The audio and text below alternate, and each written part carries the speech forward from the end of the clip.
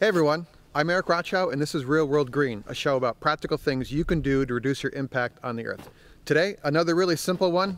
I introduce you to the clothesline. Remember this?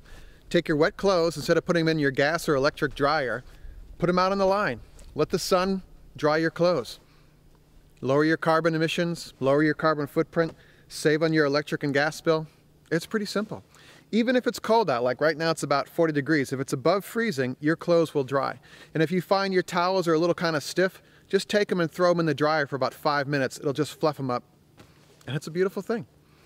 I mean, this is your classic, I don't know what they call this, a classic clothesline, but you can just take a rope, you can go from the back door of your house to a tree or to a fence post or something. You know, it's just one of those simple things that I love.